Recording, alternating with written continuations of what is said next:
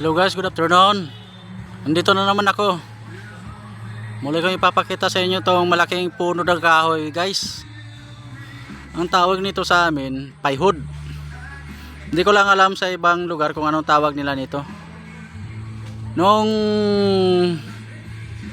pinasukat ng ang lupa na ito, sabi nung mga nagsusukat dito, meron daw silang naririnig na humuhuni doon sa may banda ron sa may taas na yun, no? Humuhuni.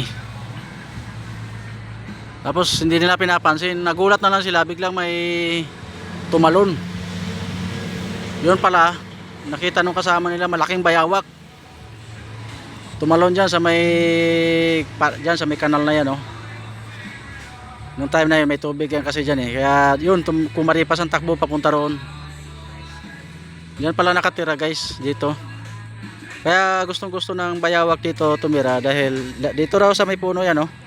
May butas daw dyan na malaki sa ilalim.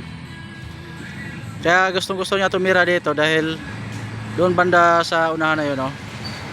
May nag-aalaga kasi ng mga baboy doon, oh. Yun, oh.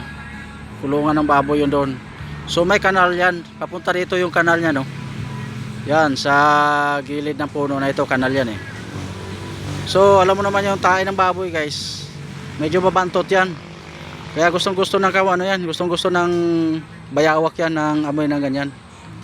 Lalo pag nakaamoy ng patay na hayop, kagaya ng manok or daga, nilalapang nila yan guys.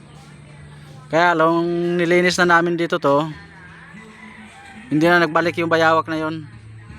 Siyempre maalis yan sila pagka alam nilang nililinis yung yung tinitirahan nila. At saka yung kahoy na yun guys, oh, kita mo yung mga nakalaylay na baging na yan. Yan parang mga ugat na yan, oh. Yan. Dati mararami yan guys, mga malalaki. Kasi lalaki ng braso. Kaya lang unti-unti namin pinuputol. So yan na lang natitira, medyo naano kami kasi may mga dagta yan eh. Pag napatakan ka ng dagta yan, parang nagkakaroon ka ng paso at saka makati.